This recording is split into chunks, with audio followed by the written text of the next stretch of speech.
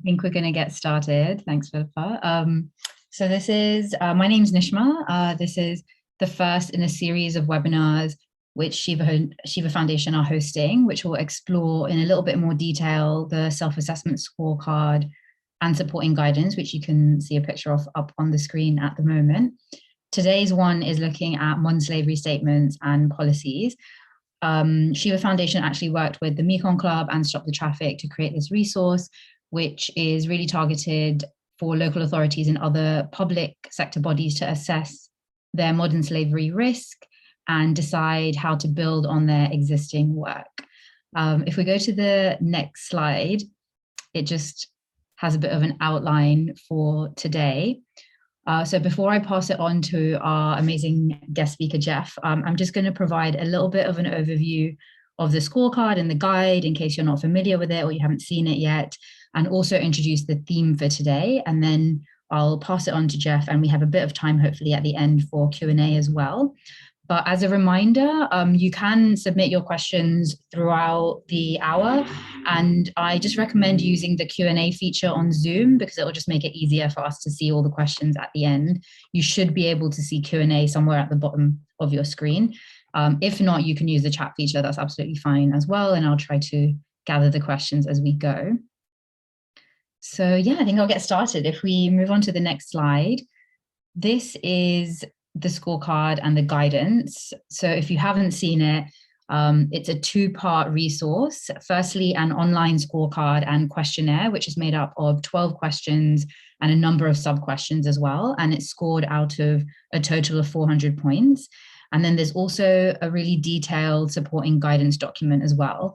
And to get most out of the resources, it's recommended that both the scorecard and the guide be used together, and both can be accessed on Shiva Foundation's website. If we go to the next slide, you can see a little bit more about how the scorecard works. So once you've completed the questions in the questionnaire in full and submitted your answers and you're sort of sent through the details of what work you're doing or thinking about, you'll get a score, which kind of looks like what's on the screen right now, along with a brief description. So, and you'll see there that it's kind of it's kind of split into three buckets. So if you score up to 175 points, overall your organization will be classified as developing. So maybe you're in the early stages, maybe you're thinking about doing some things, or you've put some things in place, but you're not quite there yet. You haven't done everything you want to. If you score between 176 and 300, then it will categorize you as advancing stage. So maybe you've put a bit more in place, you're really implementing it now, you've tested it. And if you score above 301, then overall your organization is classified as leading. So maybe you're doing a little bit extra, maybe you're collaborating with others in the space as well, and really bringing together your expertise. As well as this kind of box that you get at the end of the scorecard, you'll also receive an email with all your, with a complete breakdown of your answers.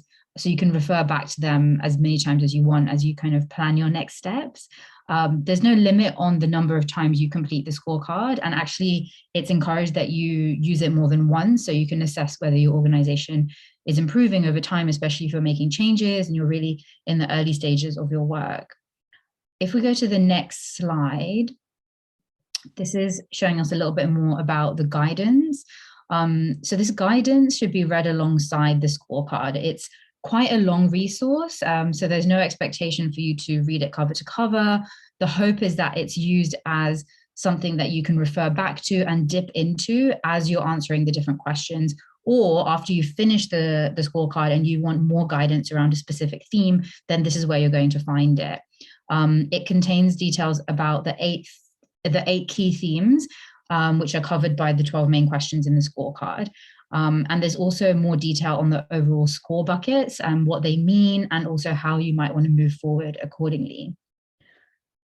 If we go to the next slide, for those of you that haven't seen the guide, this is how it's organized into these three sections. So the first section is really a detail about how to use the scorecard, how to fill it in, the guide, a bit of background information. The second is the main bulk of the guide. So this is containing a breakdown of the 8 main themes, a corresponding guidance. It also signposts you to further resources if you want to find templates or examples of statements or anything like that, this is where it's going to be. And the final section is the annex. So here you'll find a little bit more information about the mapping exercise conducted by Stop the Traffic. And you'll also find a full list of the questions that are contained in the scorecard. So presumably you don't want to keep the scorecard open on your browser for a long time. So this is a good place to find the questions, think through them a little bit before you open up the scorecard and start filling it out. And maybe you even need to speak to others on your team, find out the answer to some of the questions. So it's a really good sort of list to print out or have with you and run through it. The next slide outlines the key thematic areas. So these are the key areas and themes covered by the guide and by the scorecard. Today's webinar, like I said, will look more closely at modern slavery statements and policies in particular.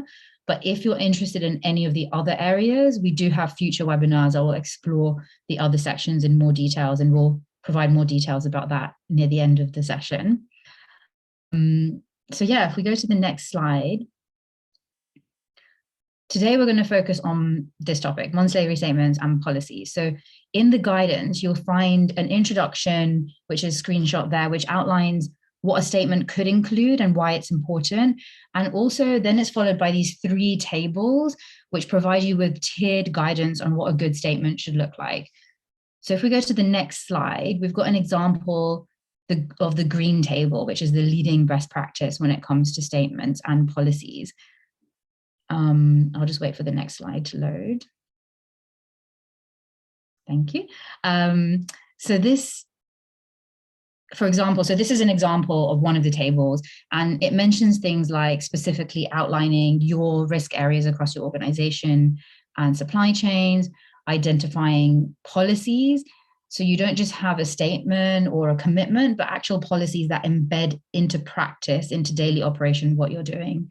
Maybe you're requiring suppliers to implement modern slavery standards as well. So that really fits within this green leading category, and having that senior level sign off as well. Obviously, these are just some examples. If you look at the guide, there's a lot more detail there and a bit more guidance around how you might take some of this forward.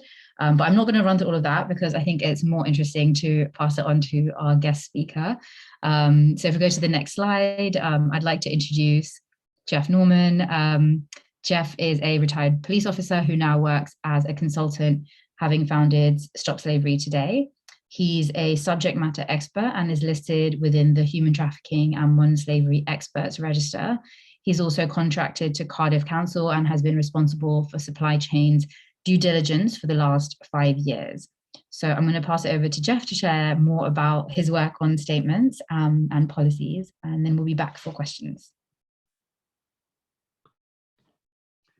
Thanks very much, Nishma. I do have some PowerPoint slides to show you, but I just thought I'd say from the outset, this is actually the 5th modern slavery statement that I've produced this year, or since I've been in post with Cardiff Council.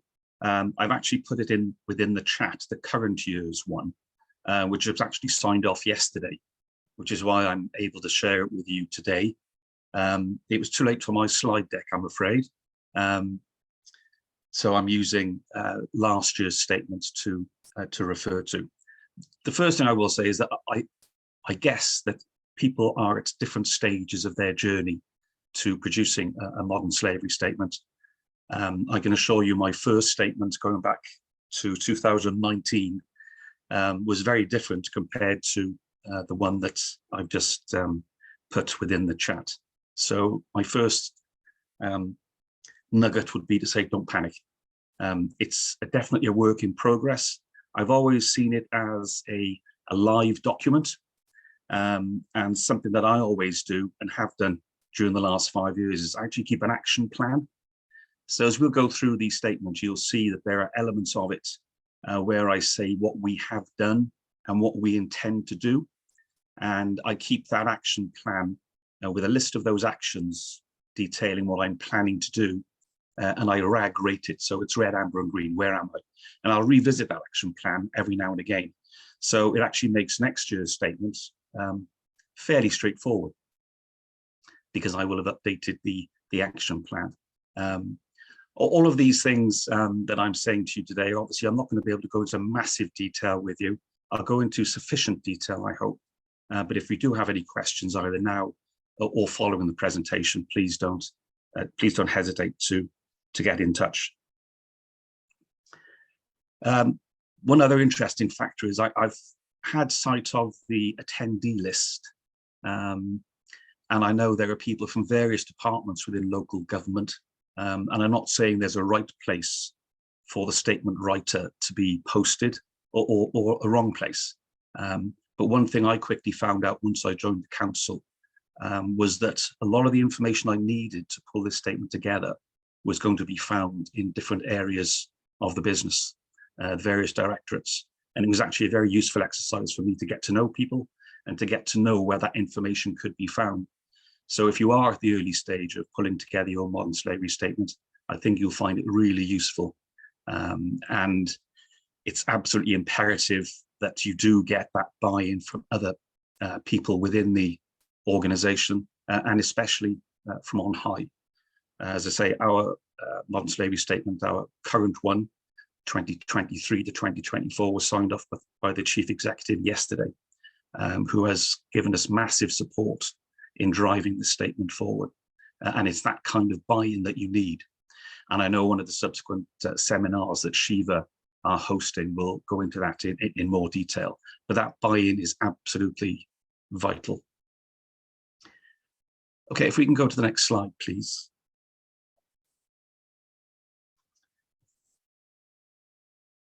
So this is just really a bit of an oversight. Our statement is part of the corporate safeguarding policy. It's one of the things you quickly realize when you're putting together a document like this.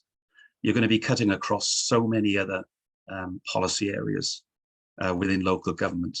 And this modern slavery statement will, I suggest, form part of the corporate safeguarding policy within your various organizations. It has to be reviewed and updated annually. Yeah, as I say, it was signed off yesterday by the chief executive. We've also got a council champion who is a cabinet lead for our resources directorate, and he's a great champion. And we've actually established champions throughout the organisation. And then just some of the key sections, and we'll go into this in a little bit more detail shortly. But just setting the context, really, what is modern slavery? What are our policies? What do our supply chains look like? Organizations' supply chains will look very, very different. We've recently gone into collaboration with other local councils within Southern Wales, and our spend value has gone through the roof. It's almost doubled. So our supply chains will be changing all the time. Raising awareness. This statement, as I say, it's a live document, and it's important that it forms part of everybody's daily working life, and they have knowledge of what it contains, what the organization is trying to achieve, and how they intend getting there. And again, you need that buy-in to make sure that the employees realize not only its importance, but they also do the training that you might be providing, or you will need to provide at some point. And then some of the things that you have to do as a local government, as a statutory authority. There are various things that we have responsibility for, especially when it comes to safeguarding and the national referral mechanism and the duty to notify process.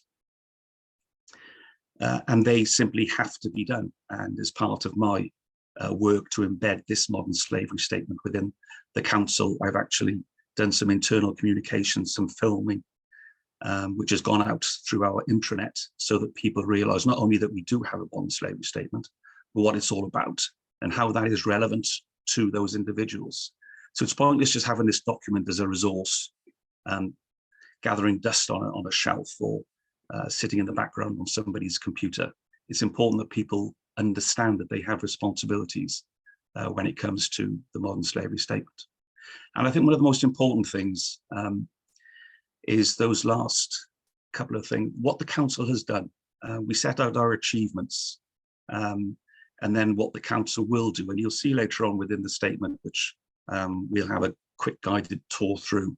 It's important to recognise what you've done, but it's also important to recognise what you're planning to do That forms a fantastic benchmark for you for next year's statement. And it also guides some of the policies that you might be looking to implement throughout the year. So it might be around training. You're hoping to roll out training to all members of staff. That might be online, it might be face-to-face, it might be collaboration with other statutory agencies. But it's important that you say what you are planning to do, and then you can measure your successes against that. And then highlighting any supporting materials and resources. There's a section on the statement which signposts people to not only government hosted material, but also other organizations who have valuable resources and materials that people can have a look at. Okay, next slide, please.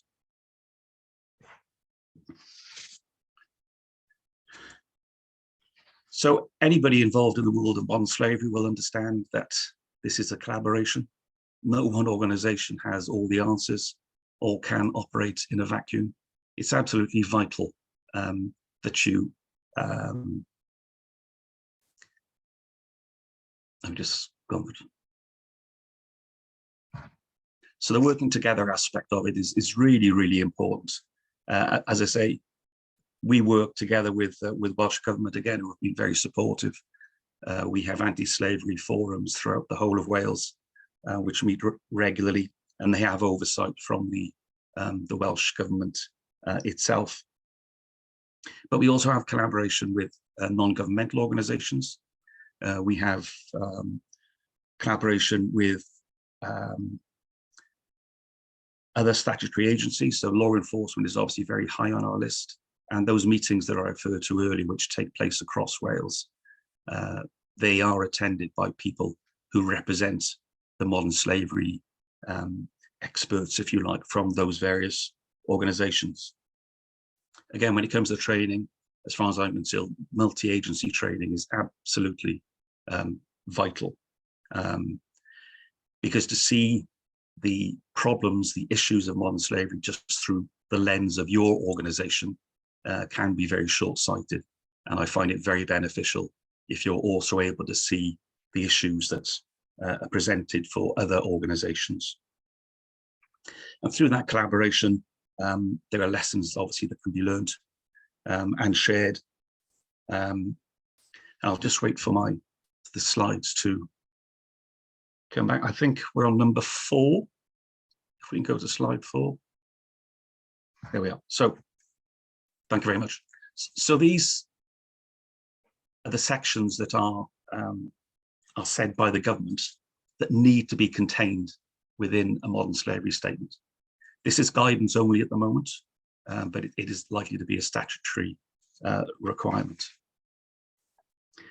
So as far as organisation structure and supply chain structure is concerned, again, as I mentioned earlier, this is about setting a bit of context. This is about setting the scene for people to know exactly the extent of your supply chains, the value of your spend that's involved, where you're based and where your customers and suppliers are based. And this section is also an opportunity really to set out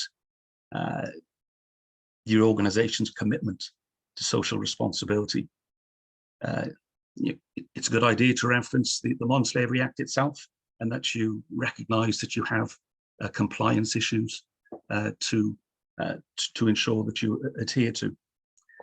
Policies on modern slavery and human trafficking, I mentioned earlier, you'll be surprised when you start going through this, the number of policies that you have that will impact on modern slavery and human trafficking.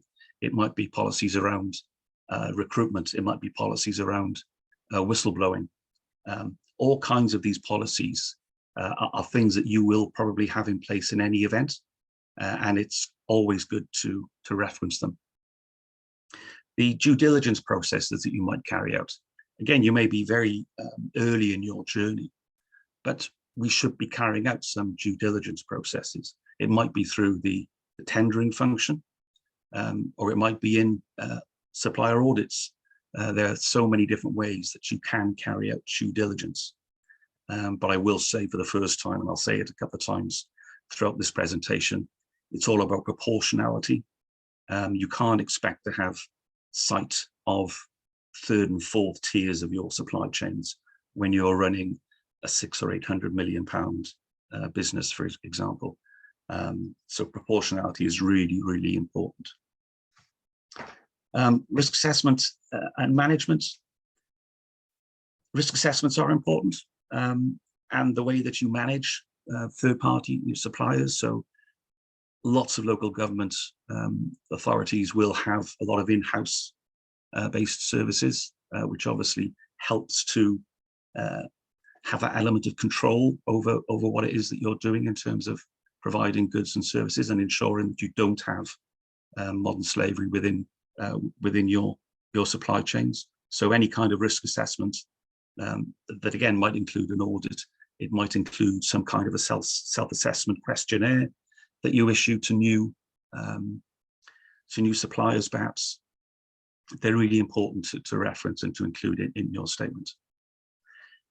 And it's pointless having all these elements if you don't have some KPIs just to measure the effectiveness of what it is that you're putting in place or that you're planning to put in place.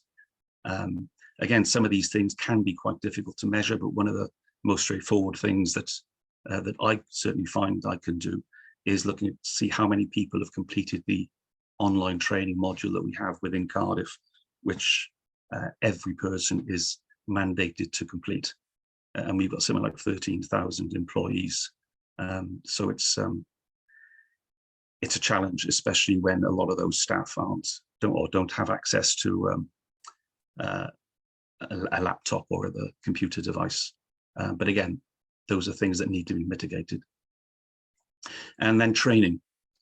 You should have a section within your modern slavery statement on training, what it is that you're doing, what it is that you aspire to do.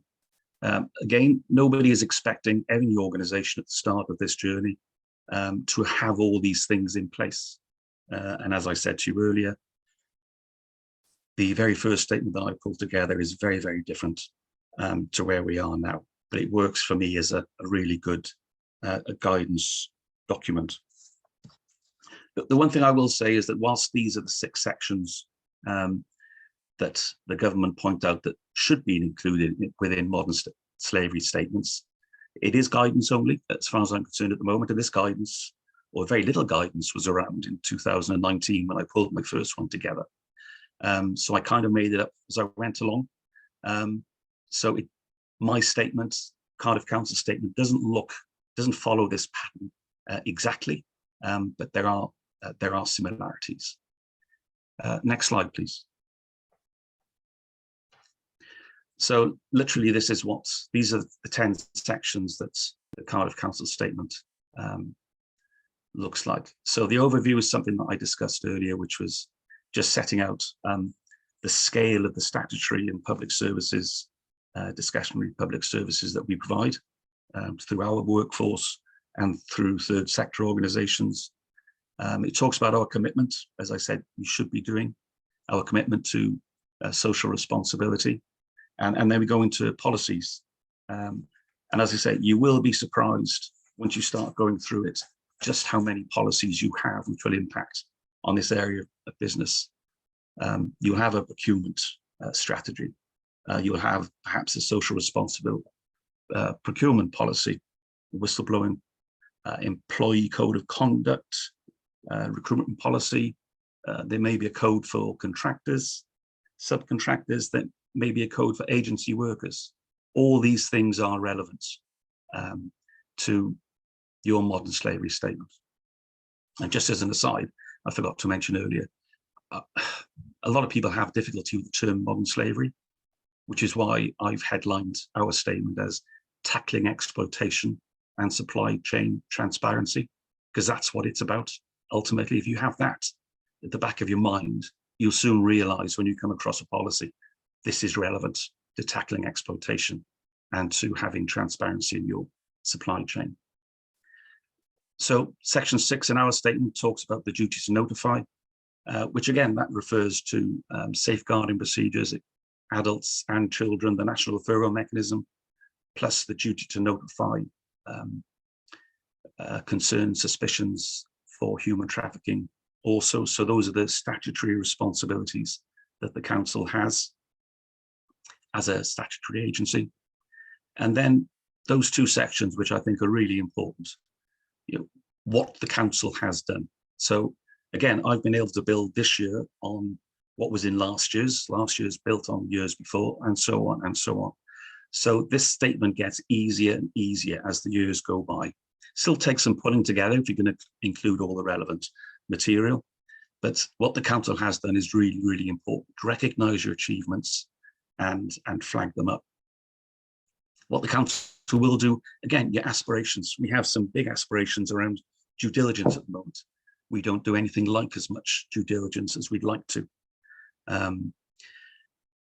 We started a process whereby we were looking at the top 50 suppliers by spend within the council, looking to work with them. COVID got in the way of that. All of a sudden, some of these organizations are really struggling time-wise, and unfortunately, this kind of due diligence isn't top of their lists at the moment, but it's something we are revisiting and something it's in our list of what we intend to do, what we will do next year. Supporting materials, resources, again, that's not just about posters, that's also about other organizations that can be of use. So reference in the modern slavery statement are, for instance, links that we've forged with Gang Masters and other organizations. Unseen, we reference the Modern Slavery Helpline, all excellent resources which employees can access should they need to. And then the last section is actually the sign off of the statement itself. And that was done, as I say, the current one was signed off yesterday by our champion, together with the chief executive of the council itself. Can I have the next slide, please?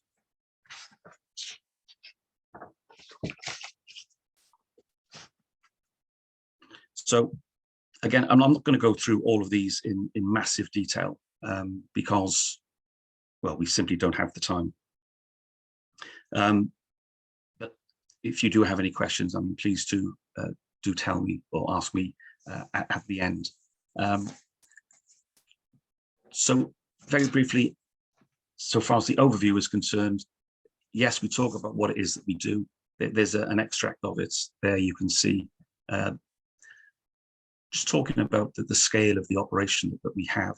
But in that section, we also talk about modern slavery and what it is, and recognizing that we have responsibilities. For instance, it's not just about supply chains. Obviously, this is about safeguarding as well. So the council recognizes it has commitments as a first responder, not just through the social services.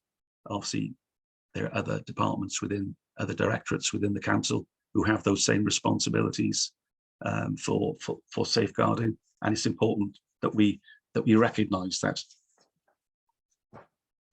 Have the next slide, please.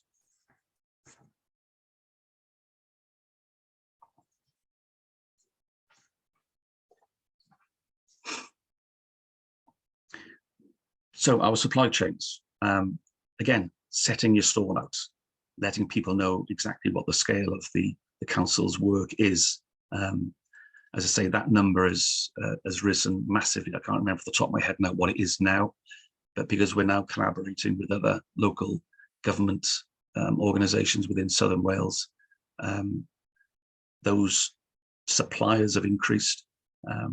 One of the good advantages that I think most local councils have is that a lot of the spend will be within UK-based companies, especially with so many in-house services provided, I would have thought. But again, setting out exactly what our supply chains look like, and setting out, I mean, you'll notice that the second sentence there talks about limited resources to monitor and manage our supply chains. And that's a fact of life, unfortunately, as I'm sure we're all in the same boat there. And it comes back to the P word that I mentioned earlier, proportionality. And what we're looking to do through our due diligence processes is actually to look at red flags. So looking for instances that should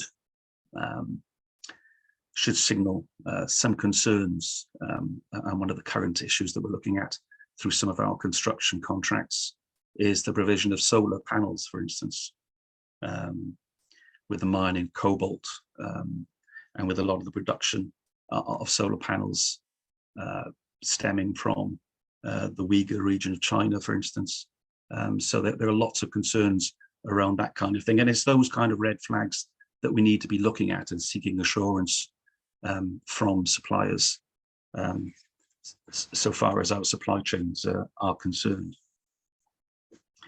Next slide, please.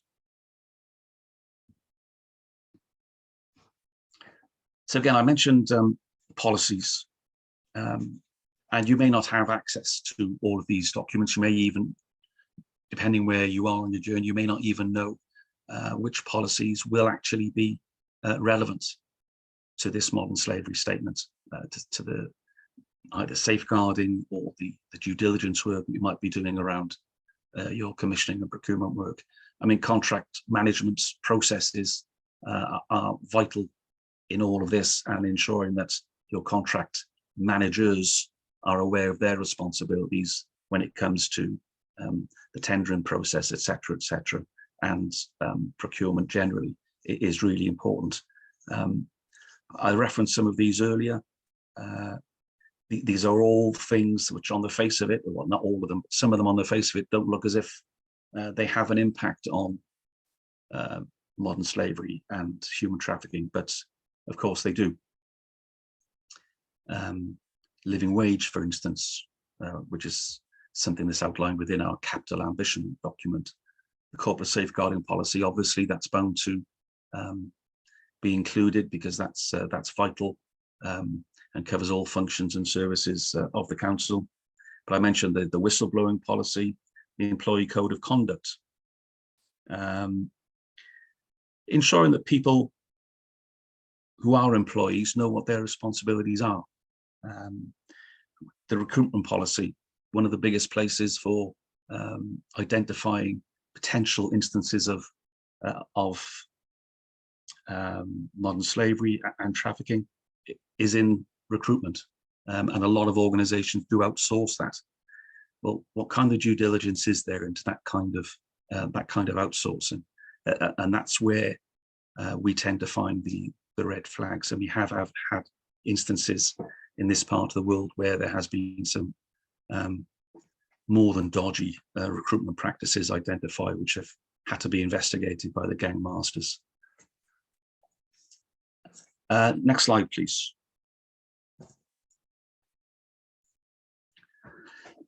So training, employee training is absolutely top of the tree for me. As I say, it's pointless having this modern slavery statement, putting all the work into ensuring that you have this. It has to mean something, and the employee training part of the modern slavery statement is really, really important. If you don't have training out there already, then you simply must have some kind of training available for staff. As I say, it's mandated. The online module is mandated within Cardiff Council, and all employees are expected to complete it. And there's different levels of training then for the various directorates. Public-facing employees will require a different level of training to those who are in County Hall, for example. Social services, youth justice officers will require a different kind of training, and they do receive that. And even within commissioning and procurement, I've recently updated our bespoke training that I've pulled together for commissioning and procurement staff, and have delivered that, and will continue to deliver that as time goes by. So it's really important that you have a real smorgasbord of training available for staff. And again, even if you don't have the scale of the training required at the moment, these are things that you can say you are aspiring to do, what the council will do or is planning to do going through the next year. And it's very important that you reference that and recognise where the gaps are, Again, there's nothing wrong with having gaps. We are nowhere near where we want to be in terms of covering all the bases, but we are working towards it, and we make it perfectly clear that that's exactly that is exactly what we're doing. As I mentioned, the due diligence, proportionality is key. We don't have the resources to do the kind of work that we'd like to do in an ideal world, and we recognise that, and there's nothing wrong with that. But the important thing is that you do have in place measures to deal with any red flags that you do come across, and again, that needs to be incorporated within training for employees. Next slide, please. So this is just a very brief overview of what we've done and will do. Again, I would urge you to have a look at the statement that's been our current statement, which is being put in the chat.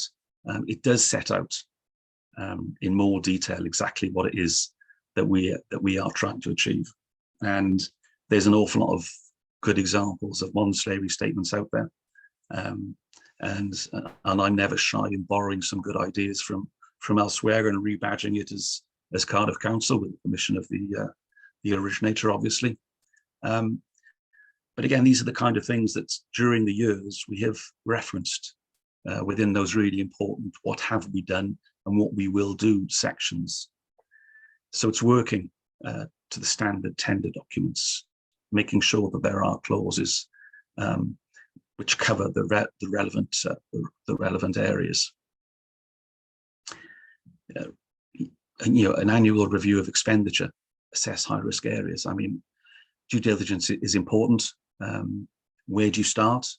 With all the thousands of suppliers that we have, it made sense to me that we targeted the top 50 suppliers rather, by spend. Obviously, on spend alone, that can be a high risk area for an organisation, and for me, it's a good place to start as any. This has been an ongoing one for me, the working with trade unions. I'm not going to bash the trade unions for one moment, but I would really have thought that the trade unions would have been chomping at the bit to get out there to help us. And I've actually found a little bit of reluctance for them to get involved on it. And whereas I've been visiting our waste sites, for example, waste processing sites, and the canteens that we have left, putting posters up, you'd have thought the trade unions would be backing that and do it themselves. But after all, it's their members who are the eyes and ears on the ground, and it's those people that we need on board. But there we are. Trade unions have to be an excellent place to start and to raise that awareness. And the training programme, again, there'll be lots of training in different parts of the country. In Wales, we have a nationally accredited programme of training, which is just being reviewed at the moment. Again, that is multi-agency training. And it's having that corporate approach so that people get the same level of training. So the same level of knowledge should be achievable. And I hope you're seeing through all of this, it's not just a document. This is about getting stuff done. It's identifying things that you need to do. It's about identifying those things that you have done, and then you recognize the gaps through that process. And it's important then that you actually, I use the action plan for that purpose, and also the section what we will do as a reference for me. So we've got our own in-house academy, and that's where the online training is based. And that is accessible by all employees who have access to a laptop. And there are other options available. As I said, one size does not fit all when it comes to training.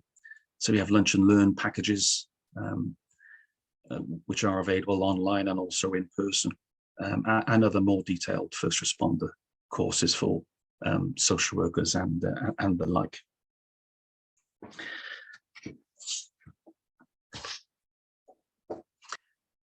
I think that's a very important thing to take from this. You're not going to get there in year one or even year two or year three, I would suggest. we're now in year 5, working towards year 6, I guess, and you're not going to get there immediately. And it is a process. It's definitely a process. As I said at the start, it very much is something that is live. Modern Slavery Statement itself is a live document. The action plan that I have that sits behind it is vital for me in measuring the progress I'm making during the year, and I use that in meetings that I have with my manager, identifying, as I say, the gaps that need to be filled and looking to see where we can, or what we can do to fill the gaps. So again, I would say, please don't look to reinvent the wheel. There are some fantastic examples out there, not only of local government statements, but also some commercial organizations. Look to see what they're doing, and borrow with pride, I would suggest. I'll reference organizations you probably don't need me to tell you, but obviously Shiva Foundation, what you saw at the start of this presentation is a fantastic bit of work which can be really useful for commissioning and procurement staff. But there's other organizations, Ethical Trading Initiative, Core Coalition, Walk Free Foundation. It doesn't take too much of a Google search to find all kinds of places where you can come up with a lot of help and assistance on this. Also worth remembering, you have an eye on the future. Have a look at what's coming down the line. There's a new modern slavery bill which is due to be released shortly, and that will have implications for supply chains. And if it has implications for supply chains, it's likely to have implications for a modern slavery statement. So it's always handy to try and keep in the loop so that you can see what's coming down the line and planning for that accordingly. An example of that is the British Standards Institute, the new one that's coming down the track, which is about modern slavery, British Standard 25700. It's something I'm looking at currently to see if there are things in there that we can take from it, which can improve what we're doing, we're doing as a council. So it's always worth having an eye open for what it is that might be featuring high on your agenda in the next 12 months. And just to finish, I've managed to help 3 local councils in this part of the world produce their first modern slavery statements. And when you have access to a live resource as a benchmark, I guess, it really can help those other councils. So the likes of Monmouthshire, Torfaen, and Bridgend in southern Wales have all benefited from the modern slavery statement that they have, and it's also now making them aware of the gaps in what it is that they're offering at the moment, not only in terms of their own staff, but also suppliers. So it's a really worthwhile exercise. And if anybody has any questions, with Nishma's permission, I'll be happy to reply. Amazing. Thank you so much, Jeff. Really appreciate that. It was a really interesting presentation. I've gathered some of the questions up so I can sort of navigate those for you if that helps. The first one's pretty easy. It's just people wanted to check if we're able to share the slides and also the Cardiff statement after the webinar. Is that possible? Yes, as far as I'm concerned, that's absolutely fine. Our statement was signed off yesterday by the chief executive, so it's just in time. Yeah. Amazing. Okay, great. We can organize that and send across all the slides. That's fine. So one of the questions in the chat from Paul, Buckinghamshire Council, said that they've introduced a risk assessment tool which is completed by commissioners and contract managers, and he feels like they're making good progress, in particular in the commercial areas. However, the organization has been resistant to making this training a mandatory requirement. Do you have any thoughts about how you roll this out to Cardiff employees as mandatory? For me, it was a simple process. There was buy-in from the top, which is why it's so important to get that buy-in initially. I know there are so many training courses out there for council staff. Some are mandatory, some aren't. And I know that managers try to restrict the numbers of mandatory trainings that there are. There's no easy answer to that, I'm afraid. I mean, the best thing you can do is to make sure that those persons, perhaps within your own procurement department, do it. You only control what you can control, I guess. Let's say we're lucky in Cardiff that we have buy-in at the top, so it's become mandatory. So it's fairly straightforward. Thanks, Jeff. I think in our work as well at Shiva Foundation, we definitely spend quite a lot of time with people at the top to get them fully on board, so that when we are proposing what needs to happen, they're already there. They're already like, yes, we'll make that mandatory, or yes, we can do that. There's a lot of yeses coming in because we spent a lot of time at the early stages doing that. So agree with that. If anybody has any other recommendations or thoughts around that question, do feel free to share in the chat as well. I think it'll be really great to learn from all the people. I think there's over 100 people on the call, so I'm sure there's a good expertise. If I can just add to that, Nishma, as well, I mentioned during my presentation that I did some internal communications when they put me on film, and I talked about the modern slavery statement. If you can make it sound interesting, you might just be able to encourage people to do the training, because they might actually look forward to it. And again, there's all kinds of different online trainings out there. I know the one that I helped pull together is 45 minutes long. And it's, even now, I enjoy looking at it. I review it regularly to see if it still fits the bill. And I enjoy looking at it. And people will be surprised what they learn. So if you can make it, not necessarily sexy, because I'm not sure the subject could ever be sexy, but if you can make it sound really interesting through some kind of, I was very lucky, we had our communications department do some pretty techie things, and it came across really well on the intranet. And we saw a massive upsurge in people doing the training. So yeah, get people on board who can help.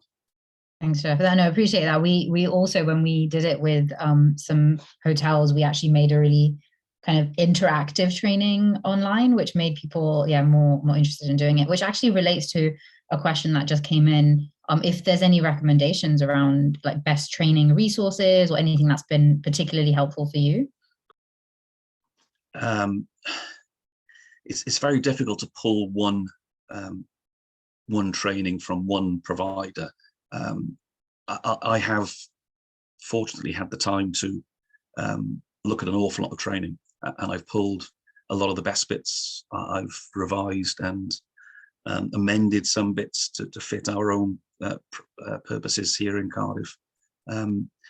I've mentioned a couple of those organizations, but it doesn't, as I say, it doesn't take an awful lot of Googling to find a lot of organizations that do provide a lot of this training, and a lot of it is free.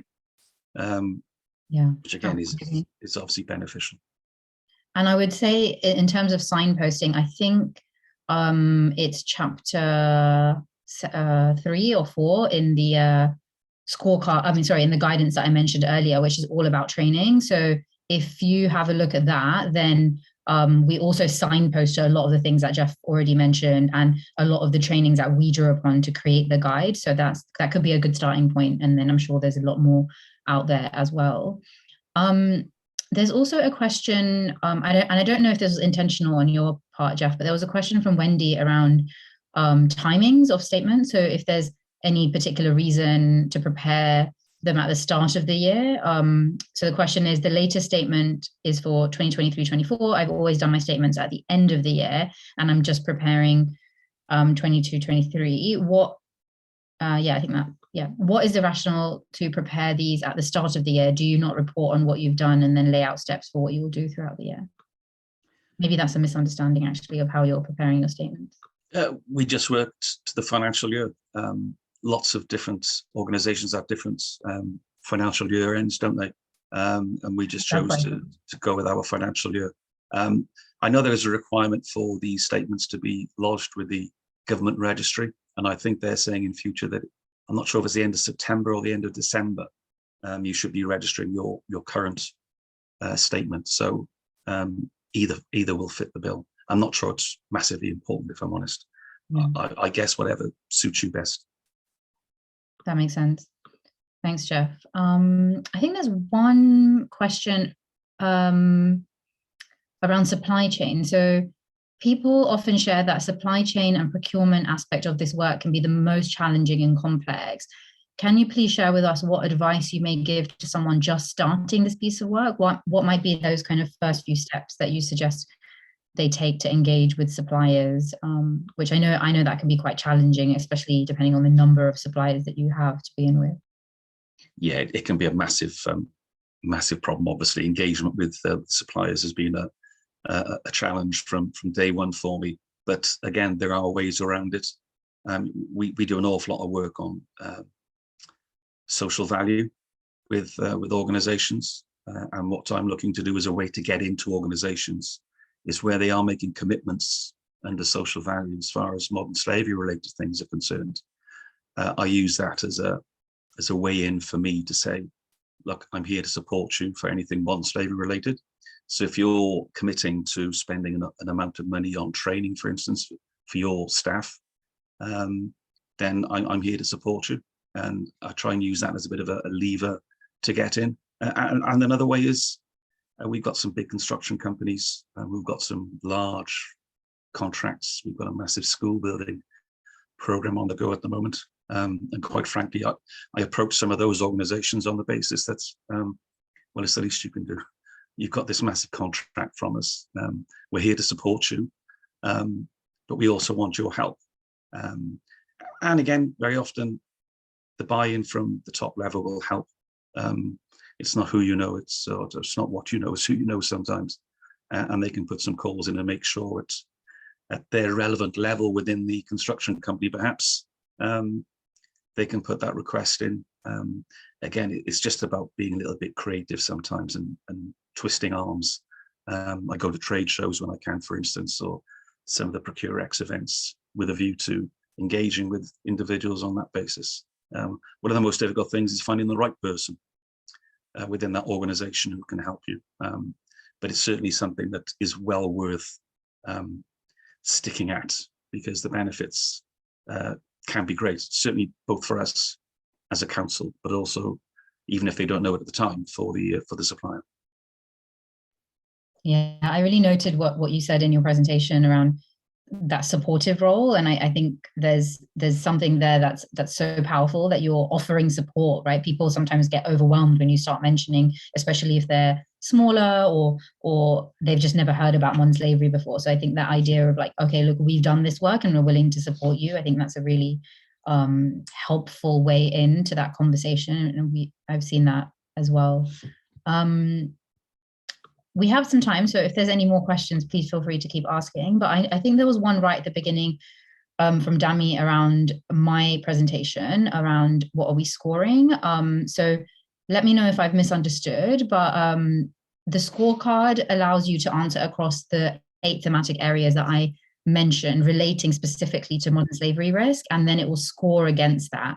So what we've done when we created the scorecard is we looked at best practice across those 8 thematic areas, and then we basically mapped that, and we looked at that by looking at existing statements and work being done to tackle modern slavery risk across public sector in particular, but also drawing upon our experience working with businesses, small businesses, and bringing that all together. And if you look at the guidance, it will also give you the point breakdown if you're interested in that for per question. So it's very transparent. You can see kind of how the points are being allocated, if that makes sense in your particular department or sector or whatever it may be. Yeah. Great. There's one question that just come through about any good news stories of where modern slavery has been stopped as a result of, I imagine, the work that you're doing or the work that you've done in the past. I mentioned recruitment. Some recruitment agencies, we've flagged something up. Fortunately, we had some concerns raised through a third party supplier of recruits from India within a care home setting, due to some of the contacts we've been able to make and the collaboration that we have on this occasion with the Gang Masters Licensing and Abuse Authority. We were able to flag some concerns that we had about the way in which these recruits were being brought into the country for care homes, and an investigation was carried out, and there were criminal offences revealed and people were arrested and charged. So, this doesn't have to end up with criminal prosecutions necessarily, but where there are concerns, as long as you have a process in place to deal with those concerns, then, and it's not it's not a back covering exercise. This is about doing what's right for people, ultimately, and you need those processes in place to make sure that you can deal with those red flags if they do turn into something tangible that needs to be dealt with. And there are people that need protecting, and very often these people need protecting from themselves. People coming into the country doing all kinds of work they think is a fair wage as far as they're concerned, where they may have come from, but it's actually technically modern slavery in this country. So it's important that we root that out and that we deal with it. So you will find, you will make your own good stories, your good news stories from this work that you do to make sure that you have the processes in place, you have the modern slavery statement. And as I say, as you start building your response to modern slavery and human trafficking, and you do the work, the research into the supply chains, the due diligence, you will start finding red flags, and you will make your own good news stories. I'm absolutely sure of that. Thank you, Jeff. Appreciate all of the questions. There's a couple of more coming in. Just to answer one quick one about recordings. Yes, I think we will be posting the recordings on the Shiva Foundation YouTube page, if I'm not mistaken. So definitely keep an eye out for that. And we will be recording all of the sessions. Maybe I'll just see if this question is answerable in a minute.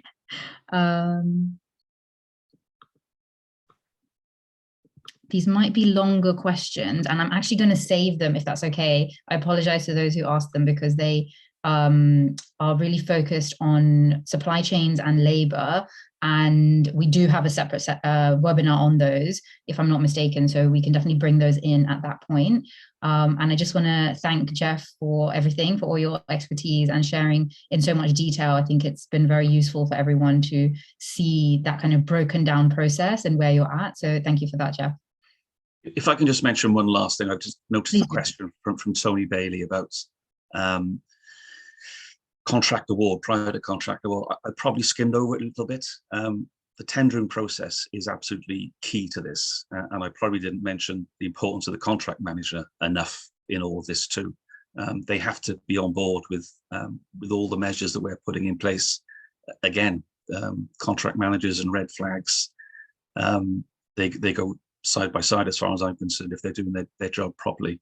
So yes, the tendering process, it was a massive job to review the way that tenders looked 5 years ago, and they're looking a little different now, I can assure you, where you seek assurances from suppliers before they get a contract that they are adhering to what it is that we're trying to achieve.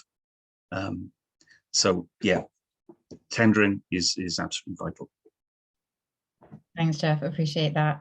Yeah, I think we can close out. I just wanted to thank everyone that attended. We're really impressed. It was almost 100% turnout, which is, I know, unheard of these days. So thank you, everyone. I've popped the Eventbrite link into the chat if you want to sign up for future events and you haven't yet.